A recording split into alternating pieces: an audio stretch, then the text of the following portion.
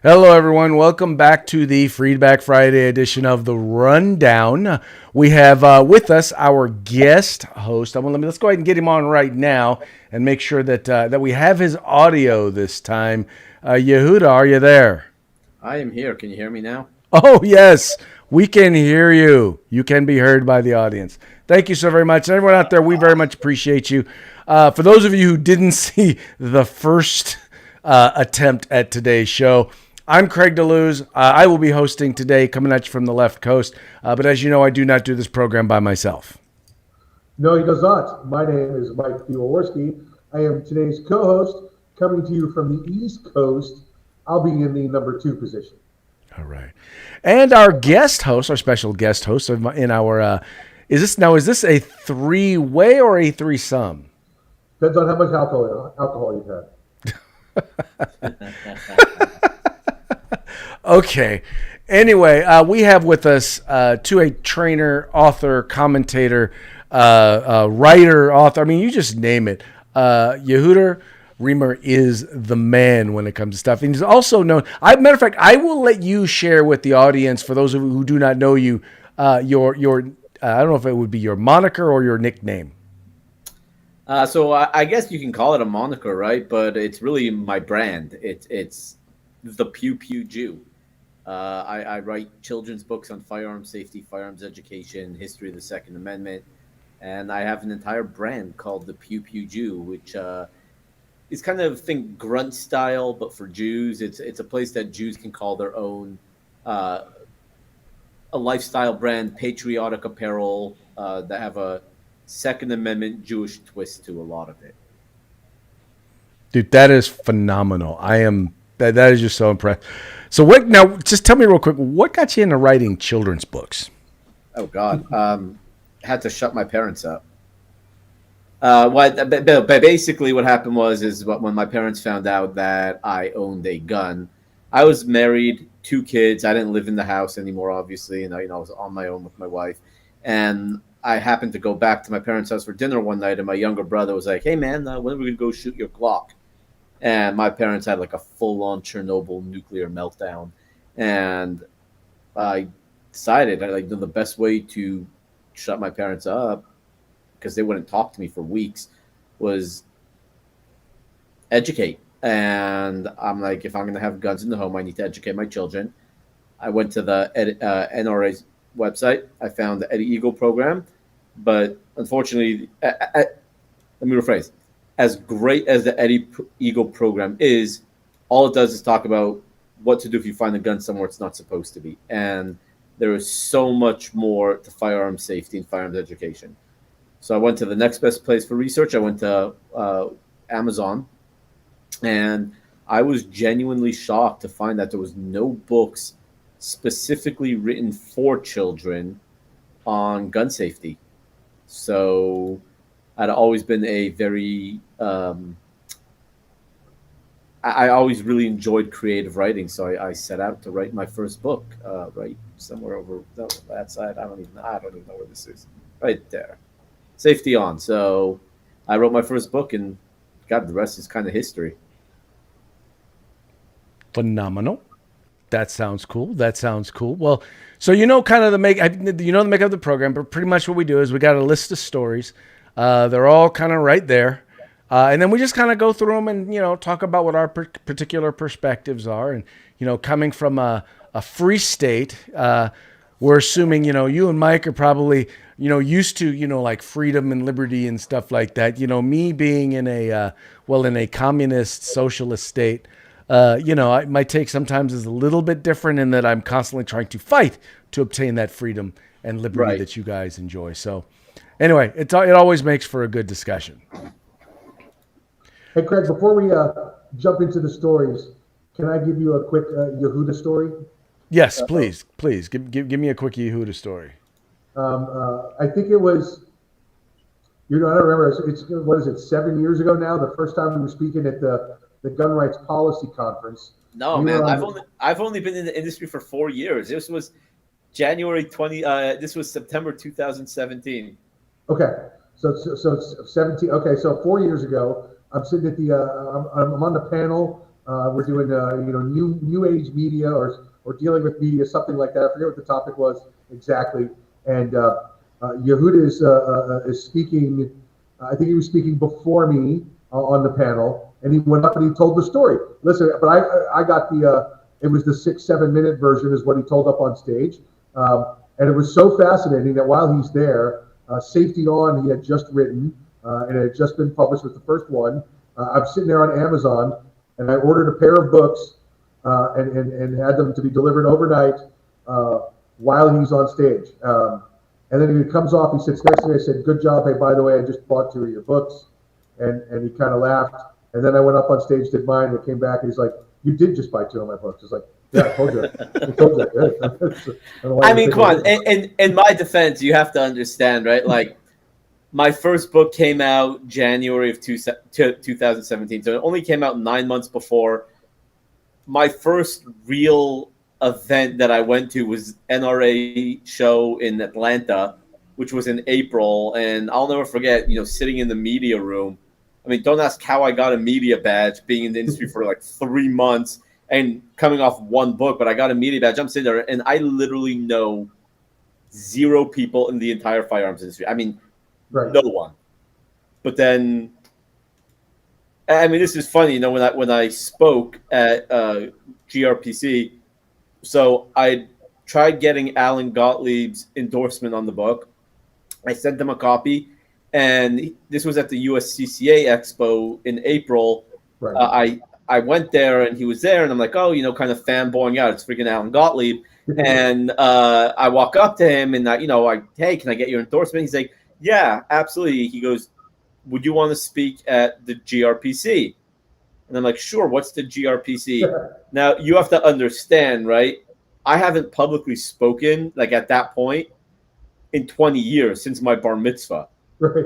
So literally in 20 years, I have not publicly spoken once. Right. And the next thing I know, I'm like, yeah, sure, no problem. He goes, yeah, it's the Gun Rights Policy Conference. I'm thinking to myself, right? Like I said, like 3 months into the industry now, like, Gun Rights Policy Conference, how many people go to that thing? Like 40 or 50. So I'm like, how many people do you usually speak in front of? He's like, 300 or 400. And I turned white as a ghost. And I came home, and my wife was like, you okay? I'm like, I think I made a mistake. And I told her what happened, and she's like, yeah, well, you're not backing out now. And yeah, like I said, the rest is history. So, excellent. Well, just so you know, I was just looking on the thing, and Kevin Sona says hello. Hey, Kevin. Hey, Kevin. All right. Hello, Kevin. Let's go ahead and let's start getting into the stories here. Let's start with story number 1 here. So concealed carry is kind of funny because one would think that in 2020, with everything that was going on with COVID, one would actually have thought that the number of people with concealed carry permits would either have stayed stagnant or would have gone down, largely because there were a number of state agencies that simply were not processing concealed carry permits. For example, the California Department of Justice is pretty much, a lot of their background check stuff was shut down. I know in Florida, they made it so that, you could mail your stuff in, but you weren't able to actually do the fingerprints and the processing and stuff like that. So it made it very difficult for people to get their concealed carry permits. Well, it actually turns out that in 2020, the number of concealed carry permit holders actually went up. And it went up not a small amount, but went up about 10% during 2020. Yeah, listen, that's a huge amount, right? Because when you factor in, Craig, everybody that was working against issuing the permits, and how many stories have we done from California to North Carolina to Florida, everywhere, there was some liberal body working somewhere to prevent you from getting your firearms carry permit, your concealed permit, whatever it happens to be in your jurisdiction. Add into that, and I think we just talked about this before we went on air. Has it been 4 or 5 states in the past year that have gone to full constitutional carry? Which means there's 4 or 5 states that don't track concealed weapons permits anymore, don't issue them for the most part anymore. So you just took away a full 10-20% of the country that was even applying for permits, yet it still went up 10%. Well, so that's an interesting point. You're right. So these are people who now don't even need to apply, yet the number, which means that in places where you do have to apply, the number actually went up. Yeah, yeah, even more so, listen, Texas, Yehuda's in Texas, you just became a constitutional carry state. All kinds of jealous over here too, by the way. Yeah, we just became a constitutional carry state about a month ago. It went into effect, and um, despite what the media said was going to happen, you do not see blood running down the streets of Dallas or Austin or anywhere else. And, it's fantastic. I love it. I do recommend, if people are watching who are in Texas and you do decide to carry with, using your constitutional rights, I do highly recommend still taking classes to get a permit because, A, it helps with any reciprocity laws, as well as if you do decide to purchase a new firearm, you don't have to go, run a NICS check on yourself, or the dealer doesn't have to run a NICS check, which I've had to run a few NICS checks in the last few months for people, and I will tell you, even police officers are coming back delayed because I mean I don't know what's going on at NICS, but they're delaying everybody. Mm-hmm. Well, you make a good point. Part of the thing is even if you're just a gun owner, even if you're not a carrier or you're in a place where you can't carry, it's important that you take classes for two reasons. One, so that you're efficient and effective with your firearm and safe, but also it's important for you to know use of force law in the state where you are. And a lot of people don't get that. It's like, you can't just shoot somebody. For example, if someone is running away from your house and you shoot them in the back, you're going to jail. Yeah. And so, I mean, it's stuff like that. It's like knowing and understanding use of force law in your state, but also, once again, knowing how to be safe with your firearm. It's so important. And Mike and I have talked about this. In areas where you don't mandate training, you actually see gun owners getting more training. Right, because they're responsible. I really do believe that a majority of people who decide to carry are obviously responsible gun owners because you are taking a huge responsibility upon yourself. Now, of course, it doesn't mean you're going to have your yahoos who think that they're John Wick and will say, hey, well, they said in that movie that if someone's breaking into your house, you can just shoot them dead. It's not so simple, right? So I do think that a lot of people understand that carrying a firearm now, or not just carrying it, just even purchasing a firearm comes with a lot of responsibility, and they don't want to have, the error on them by discharging a firearm when they shouldn't have done it. So I've been seeing a lot of people really reaching out, saying, hey, where can we learn stuff? And especially people in my community. Mm. All right. So Kevin just noted that permitless carry, he was saying that what we need is permitless carry, not constitutional carry, because they're not really the same thing. What's your thought on that, Mike? It depends on how each law is written in each state. If they tell you that this is what constitutional carry is, it means carrying without a permit, then that's what it is. It actually just, and I understand where Kevin's going, but constitutional carry and permitless carry can be the same thing. They can be different things. It depends on how each state defines the term in the law. Mm-hmm. Okay, so then that then leads us to a whole nother conversation about open carry. Now, in the state of Texas, obviously we know there was just recently a high school shooting, which, by the way, it's interesting because the person who was involved in the shooting was basically released on bond and was really only being charged with assault. I'm not sure the full terminology of what he was charged with, but he was charged with assault.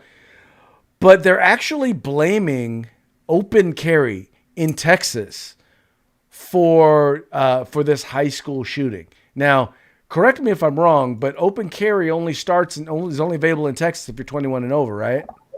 I believe so, yes. I mean, you can only, so it's interesting. In Texas, you you have to be 21 or older to carry a handgun.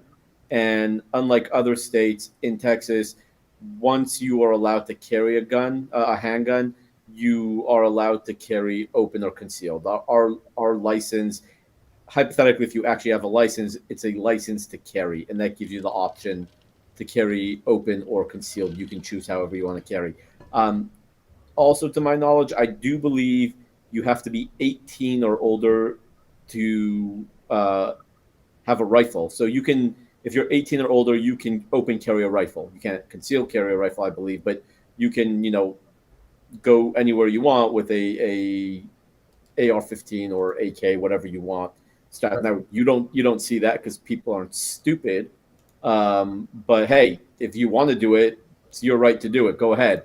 So it's crazy because I mean, even if you're looking at this case, I mean, forget the fact that this kid was 18, right? So he wasn't even allowed to carry a handgun, and forget the fact that it was a gun-free zone. I mean, that had nothing to do with open carrying. This kid wasn't open carrying. He literally walked into a school carrying concealed. So it's just, again, it's just the moronic left trying to grasp at straws, because they need to blame it for something. But what's interesting is it's not just right. It's not just them trying to blame the school shooting. I mean, if you saw, I mean, this is not in the news anymore. I mean, the minute they found out that it was a black 18-year-old, or he was 17, I don't remember the exact age. I mean, their narrative is shot to hell. It disappeared. So, again, I'm not saying, I'm not pinpointing that, oh, he's black, but what I'm saying obviously is that majority of school shooters have been white, and this one happened to be black. So it's black teenager brings a gun to school in a gun-free zone when he wasn't even allowed to be carrying anyways. It's like literally their entire narrative is blown out of the water and they have nothing. So they have to grasp at straws. That is, that is a little beyond insane. And it's, it was funny that you mentioned that because I noticed the very same thing. I'm like, all of a sudden when it turned out that it was a black teen, there goes our narrative. So we can't talk about that. So let's, open carry. Open carry must be the problem. And that's the other thing they do. And I see them do it a lot here in California. All of a sudden they come out and they start talking about, there's a shooting. They come out and they start talking about something that had absolutely nothing to do with the shooting because, why not try and get something done that they want to get done? Well, it's funny, that's how I actually got into writing. I used to work for Ben Shapiro at his old website called Trutherville, and he had me doing video editing for him and stuff like that. And there was a shooting at LAX, God, must have been 10 years ago, something like that. Some guy walked in with a rifle, with an AR, and started shooting. And what's interesting is I'm following the news, and I think I just bought my first gun and just learning, the whole gun culture and about different firearms. And I'm watching ABC News, and there's this clip, this animated clip they made of the shooter coming in with a fully auto M16 with a 203 connected to the bottom. And if you go back to the actual story, the guy had an MMP-15. So like I sent the video to Ben and I'm like, hey man, how crazy is this? He's like, write it up, we'll publish it. And I wrote it up. It was like a little 1-paragraph thing, sent it to him, and like an hour later, there it is on the web with my name on it. And I kind of just got like, it was like a total shot of adrenaline, a drug. I'm like, ooh, that's cool. I got to do that again. And then that just started my writing career. So, wow. Yeah. That's pretty cool. Very cool. Very cool. Greg, just listening to everything you and Yehuda have talked about with this Texas law, again, this, like you pointed out, this underage kid, he's bringing a concealed firearm in, and like your points of view also here. It just goes to show you, Craig, that what we needed to end this, to keep this from happening, was just one more law. If we had only made shootings illegal, if we had only made carrying a concealed weapon by a minor illegal, none of this may have happened. Exactly. See, that's what we need. More laws.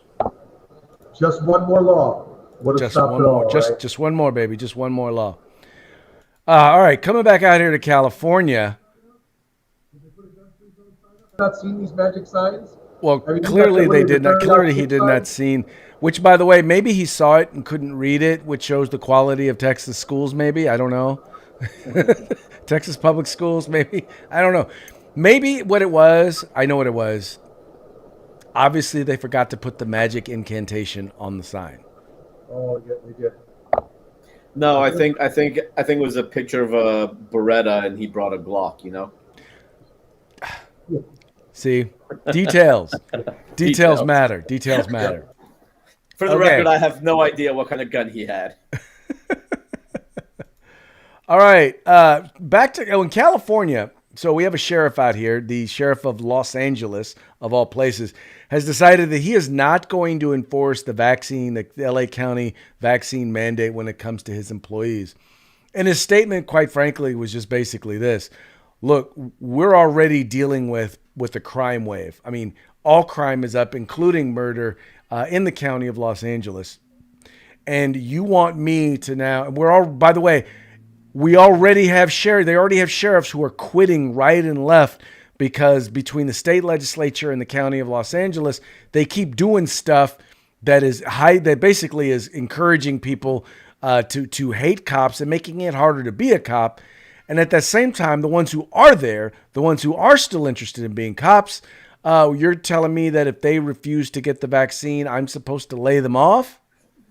Nah, I'm sorry. That's not going to work. Yeah, let me clear this, Craig. You said sheriffs. I'm sure it was just you just stepped on your tongue. The deputies are leaving in mass because they don't want to get rid of them. The sheriffs are the elected officials. Deputies work for the sheriffs, deputy sheriffs. So, which has always been weird, by the way, Craig, that police officers work for departments, but deputies work for offices, sheriff's offices. So, it's always been kind of weird for me. But, yeah, the deputies are leaving en masse. The police officers are leaving en masse for whatever reason. Listen, this sheriff has already been defunded. He's already been had taken away. He's had laws taken away that help protect the community. And now you want to go to him and say, listen, you've got guys that have stuck around through horrible times, through more riots, through a lack of funding, and those that have exposed themselves to all manners of criminal, criminal liabilities and now physical and illnesses that they're exposing themselves to. Those that are choosing to stay, you want me to get rid of? Well, Craig, I hope you got the picture ready because he would really like the governor there to consume a satchel of riches. Did you just say the cops in LA are exposing themselves? Yes, they're exposing themselves to dangers of all kinds. Okay, all right. Dangers of all kinds. and the sheriff there has asked the governor to consume that satchel of riches. Yeah. Nothing to do with the actual vaccine, but in terms of people leaving, mass exodus, it's going to be very interesting what happens at SHOT Show this year. Because I just found out if you go to the SHOT Show's website, I registered today. And if you go to SHOT Show's website, they say that they will be following Nevada's mask mandate laws, and you will be mandated to wear a mask at SHOT Show. Yeah, here's how I see that going, Yehuda. Because remember, you're fighting a two-front political battle in Nevada. You have the governor who's a Democrat and wants to see all matters of control and everybody wear a mask and have to take a vaccine every day and get your temperature taken anally at the door, right? Yet the mayor of Las Vegas is a pro-conservative person. She is since the day is long. So I see maybe perhaps, and again I see LBMPD involved in this. I see Clark County involved in this, where they're going to do the whole, hey, you got your mask, good. and then that's it. There's no way So, at all so to enforce 100,000 people to wear a mask. I just got back from New York City, where it's mandatory mask all day, all night, in your sleep, in the bathtub. Was in a baseball game with 42,000 people in the stands, and the only person wearing a mask was the catcher. Okay, nobody cared. The cops don't care, and they're not going to enforce. I'm not. But here's the thing, Mike. I'm not worried about the cops. I'm not worried about any government official saying, "Oh, put your mask on while you're there." I'm worried about what NSSF will say to people because they need to save face. They do not want to get sued or become, hey, it was a super spreader event or anything like that. That's who I'm worried about. I think, and you and I were just there, I think that the NSSF, and now that we've had, listen, you like them, you don't like them, USCCA just led the way now in these type of events coming back. NRA was, we know NRA bowed out over mostly political concerns from having their event in Houston last month. But USCCA steps up, has their event. I was there, you were there. I think I saw one or two masks. If people want to wear a mask, they let them. Nobody was enforcing anything. If you wanted to wear it, it was a personal choice, and that's it. And I thank them for stepping forward and doing that. And I think NSSF has to take that handoff from them now and go forward. Look, I agree with you. It's going to be very interesting to see if vendors, for example, want to risk spending the $4 billion to get a booth only to have them say, hey, you're being forced to wear a mask. I'm very interested to see what will happen if vendors will pull out because they don't want to, be forced to wear a mask. I think the mayor has more to say about what happens at SHOT Show than the governor does. And I think Sands, right now, if you told Sands we wanted to have an Ebola epidemic virus, conference, they would have it. They want people there. It doesn't matter what we do. No, I hear that. But by the way, just speaking of SHOT Show, I'm sure we are going to see there our good friend Mr. Matt Mallory from Meet the Pressers. He's actually has commented on Facebook. Want to say hello to both of you. Nice. How's it going there, Matty boy? Tell Matt. Right. If Matt's still watching, tell him I emailed Elise and I'm getting the Blackbeard. Okay. There you go. You got that. You heard it, Matt. We heard it. And look, it's now recorded. It's all over the Weber nets. It'll never disappear. That's okay. He's committed. Love it. Love it. Okay, moving right along. Tesla. Now, this is kind of a, from California to Texas. No. So Tesla's now moving their headquarters. We already know that when they were deciding where they were going to build their big plant, they decided that they were not going to do it in California because, well, doing business in California is not a smart thing, especially if you want to make money. So now, though, they're deciding that they're going full bore. They're actually going to be moving their national headquarters or their international headquarters out of California to the state of Texas. And you still have California politicians insisting that California is not an anti-business state. Yeah, listen, before we give this to Yehuda, because I know he's loving getting more Californians in Texas with him. This, Craig, we talked about this before. This is because the local politicians up there in Alameda County or San Francisco decided that they were bigger and more important than Tesla and Elon Musk, right? So they said, if you don't like it, you can leave. And he did this.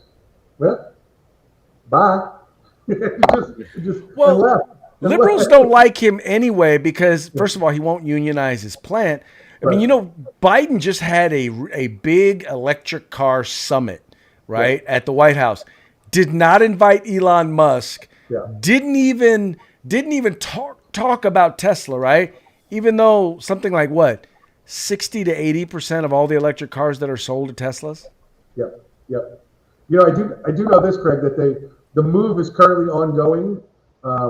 It would have been completed earlier, but they have to stop every night, every 300 miles to recharge.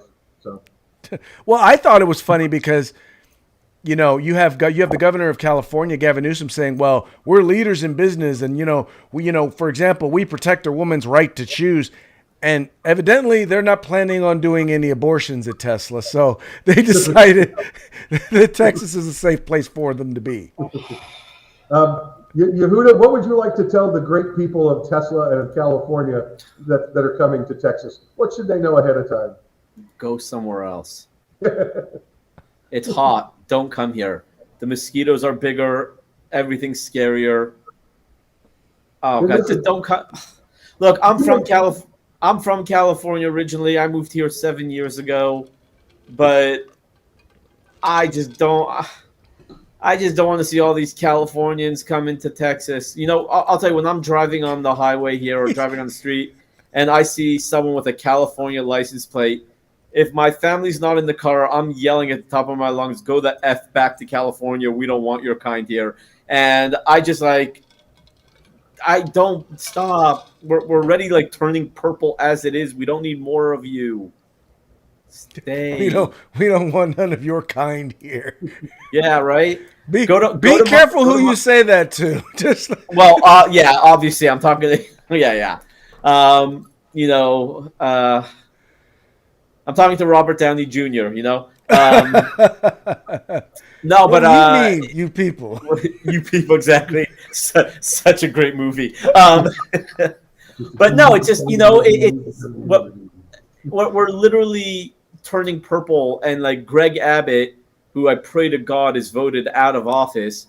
Greg Abbott is just inviting all these big plans to come here, bring the jobs here. It's like, yeah, you're going to bring all these jobs here. Great, that's nice. But then all the people you're bringing here are going to vote for the liberal policies that made them leave in the first place, and you're just going to have an issue. Why? I think what you should do is guys should introduce in the law. You should mandate before someone can move to Texas, they have to pass "This is Texas pledge," right? Yeah. Sign "This is Texas pledge." Don't screw it up. Yep. They should all get a Donald Trump vaccine before they come in. That's how you know you really want to move here. Don't talk about no. Don't call it a Donald Trump vaccine. I'm just messing. We're talking about injecting window cleaner into you. Hey, just a little bit of bleach. They proved it works. Okay, everybody laughed at the man. But they said, Lord Jesus. They said it works. He said, "How come we can't put him under UV lights?" And they were like, "Because that's ridiculous. And actually, we think that would work, sir." So sorry. Wow. Okay. Yeah. Listen. The same thing that we tell people, down here in Florida is, "Don't New York up my Florida." So it's the same thing. Listen, we will bring you. And DeSantis has put these ads on New York television, and it's horrible. He says, "Come to Florida, be free, leave your New York politics behind." And I think if Texas does that, then Texas can make it happen. Hey, come to Texas, leave your California politics behind. You do that, that's good. I agree with you. Greg Abbott doesn't have the balls to do that, right? The thing is, there is a disconnect with most people, the understanding that the people who you elect to office are the ones who ruin the place where you're leaving. If you elect the same sort of people, they're going to do the same exact thing where you're going, and you're going to make where you're moving to unaffordable for your children. Yeah. But they just don't get it. I see it happen within the state of California. I've seen communities in Northern California that were once the place to live, and then liberals moved in, liberal programs moved in, the community went down, the community went to pot, and then all of a sudden the people who had the money moved someplace else and did the same exact thing.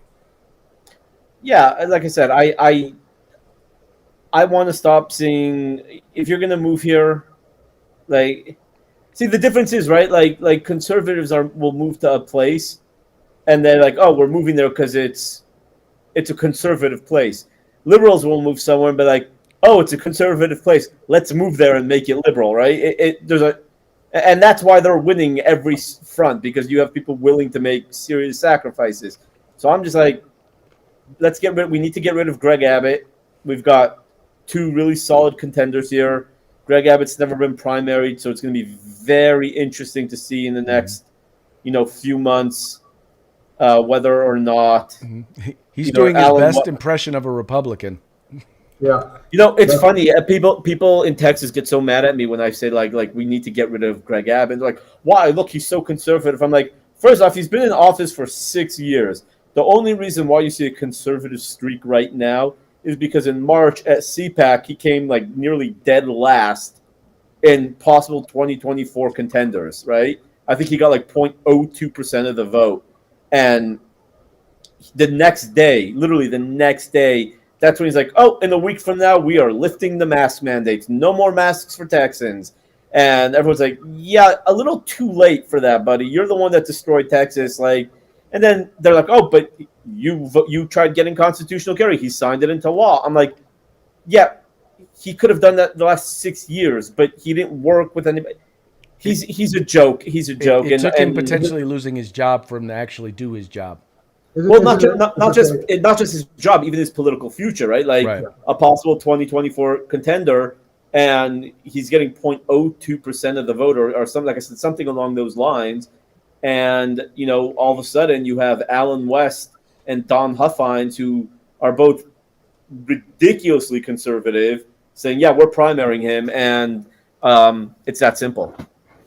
It's amazing. Alan West comes to town, runs for the state Republican chairman, wins it, and within days of him winning, that's when Greg Abbott finds his testicles.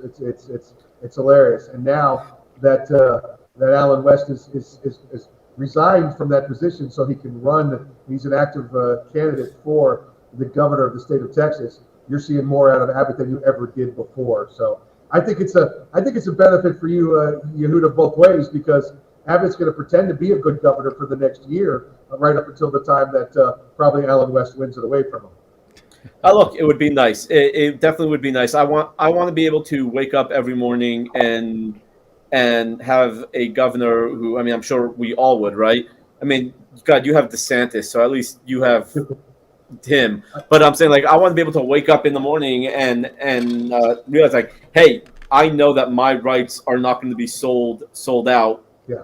To the highest bidder, and unfortunately, Notice I'm just drinking my drink because I really got nothing to say about that. Well, hold on. Now, much like California, Texas might go there sooner than you think. I also saw that Beto O'Rourke is looking at running for governor there in Texas. Oh yeah, he is, and that's going to be fun. Okay, there's like a massive sun. Sorry. All right, let's move on from there. We're getting kind of long and windy here. Let's go to our Yes, we are. So we talked a little bit earlier about a good movie, and there's nothing. I mean, first of all, I think we're all of the era, and I don't want to.